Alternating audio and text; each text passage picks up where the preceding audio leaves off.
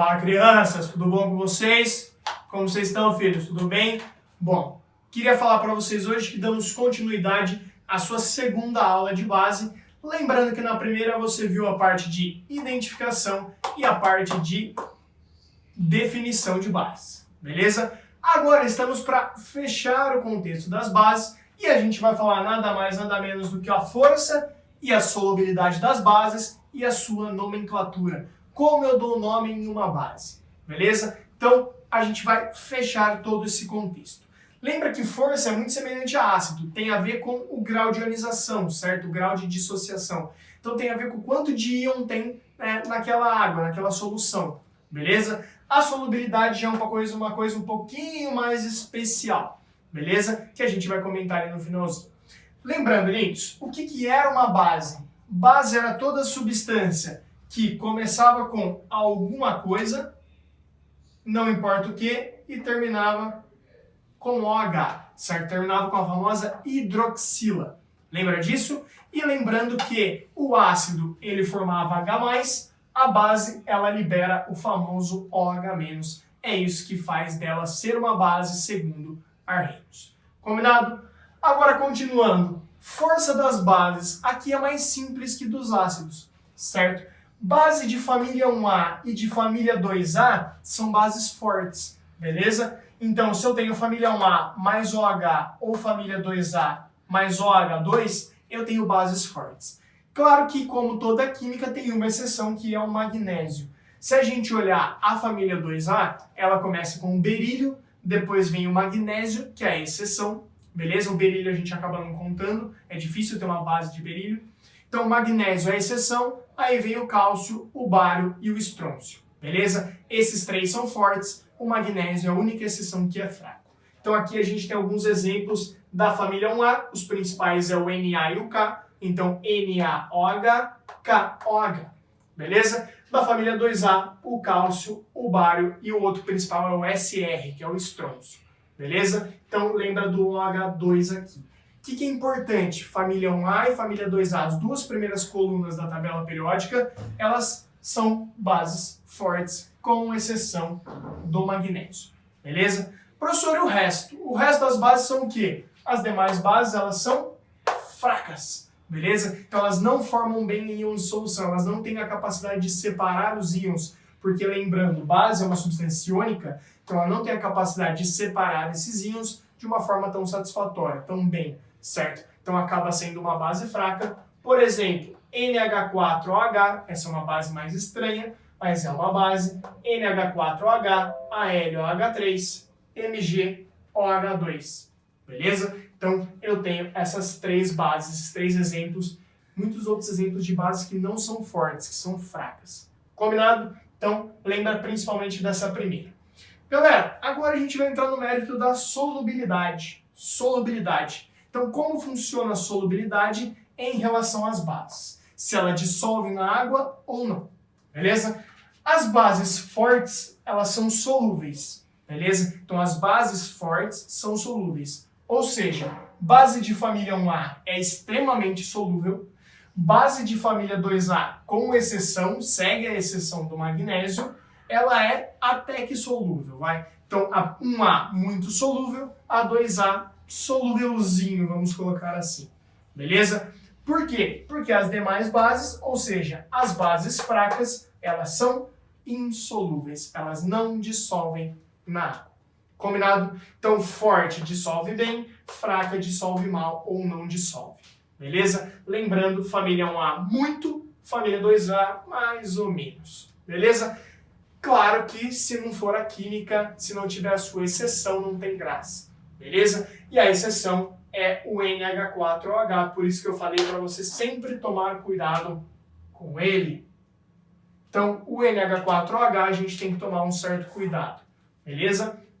Então, ele é a única, presta atenção, quem gosta do post-it, quem tem uma testa do tamanho da do professor e, curiosamente, a testa do editor também é muito grande, certo? Um dia eu mostro ela para vocês. Pode anotar na testa que o NH4OH é a única base fraca, porém solúvel, certo? Única base fraca, porém solúvel. Por quê? Porque, por via de regra, bases fracas são insolúveis, ele é a única exceção. Combinado? Espero que sim. Então agora a gente vai para a parte de nomenclatura, aprender a dar nome na base. E garanto, é muito mais fácil que a de ácido. Bom, filho, e para essa segunda parte, a gente vai para a nomenclatura, a gente vai dar os nominhos. Pode parecer difícil, mas não é, confia em mim. Então, nomenclatura, galera, ela se divide em duas. As bases que tem os cátions de NOx de carga fixa, carga aquele mais tanto, mais 1, mais 2, mais 3, de NOx fixo ou de carga ou NOx variável. Carga e NOx é a mesma coisa, certo? Vocês vão ver o que é NOx mais pra frente, mas sempre que eu falar carga ou NOx é a mesma coisa, beleza? Não vai confundir, é tudo igualzinho, certo? Carga fixa, que é aquela que você não tem que se preocupar, que o nome é mais fácil que tirar doce de criança. Isso é batida, né? Hidróxido de e o nome do cara que está na frente do OH, que a gente chama de cátion, que é o cara positivo. Então você vai pegar e vai escrever hidróxido de e o nome do cara na frente. Sempre, sempre. Bah, não é possível, não é possível. Ó, o cátion é o Na, tá junto com o OH. Então o nome dele é hidróxido.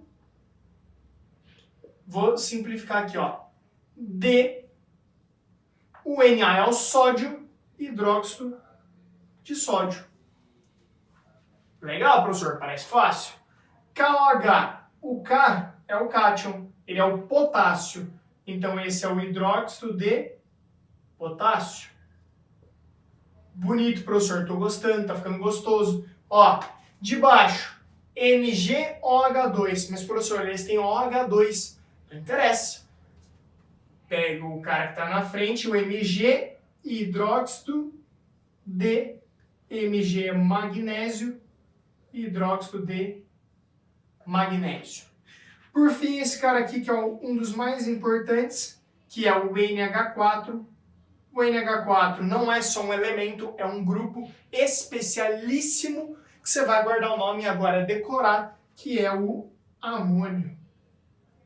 Amônio, certo? Então ele é o hidróxido de amônio. Lembra, filho, quando você teve que decorar lá em ácido o HCN, que era o cianeto ácido cianídrico?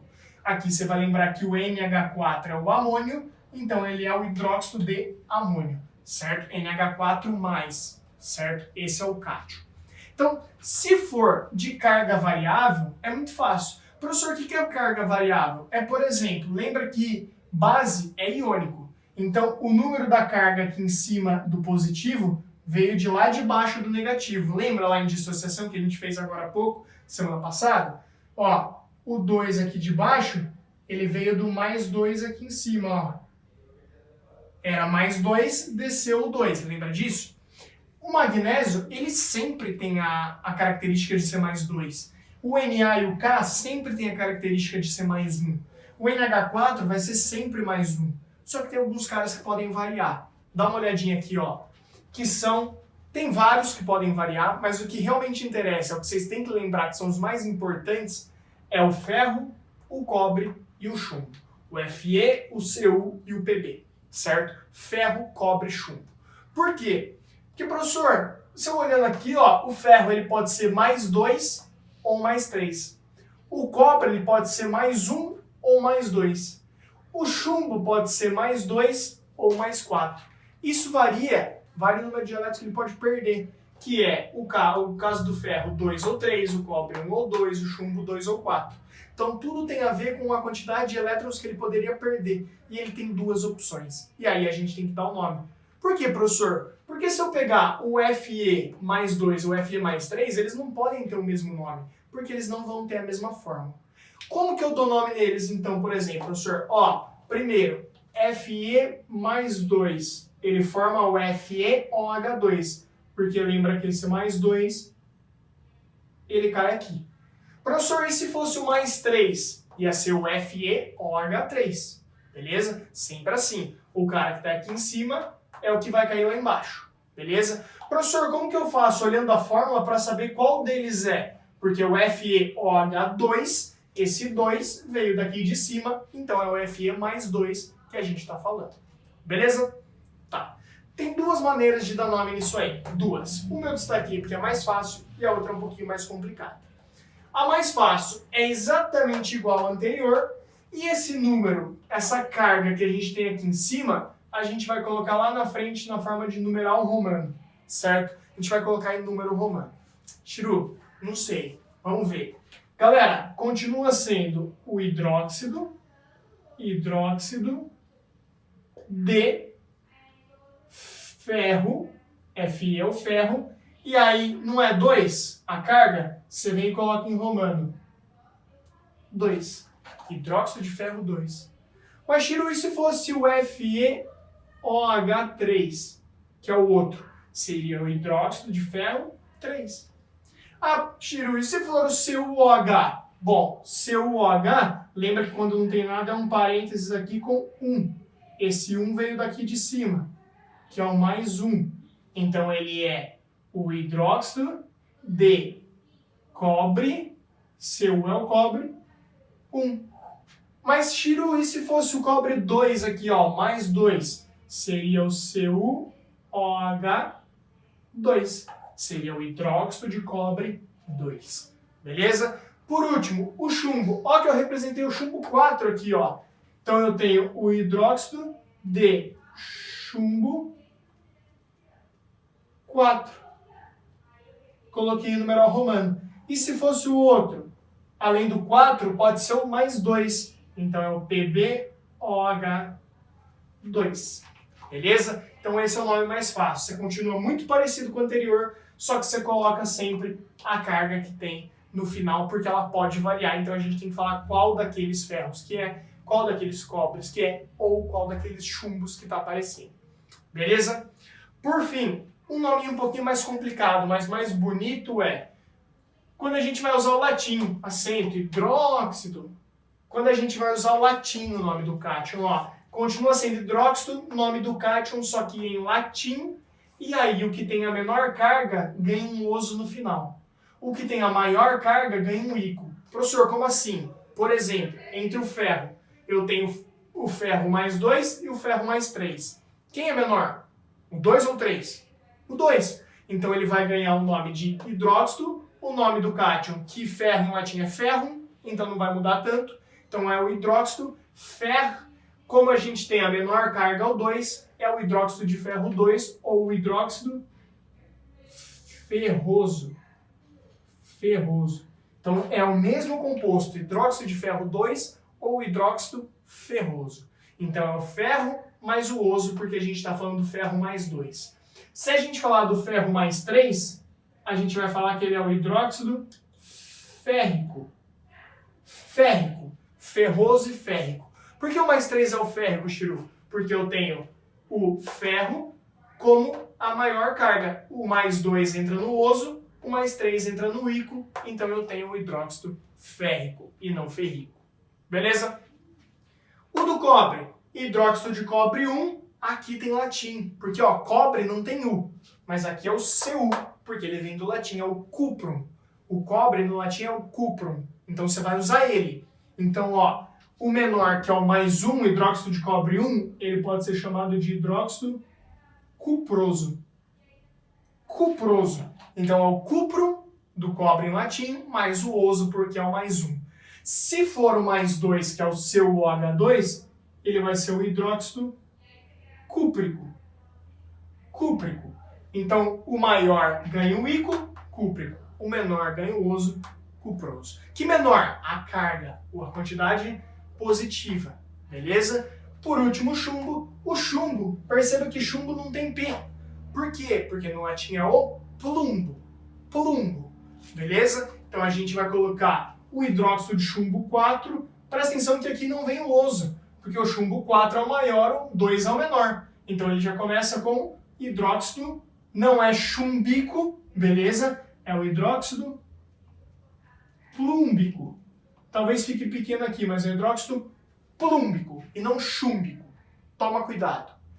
E o menor, que é o OH2, mas professor, por que aqui você colocou todos oso e agora ico? Porque eu inverti para você não acostumar. Aqui eu comecei com o maior é ico. E o menor, que é o PbOH2, que ele seria mais 2, ele vai ganhar o oso, então ele não é o chumboso, ele é o plumboso.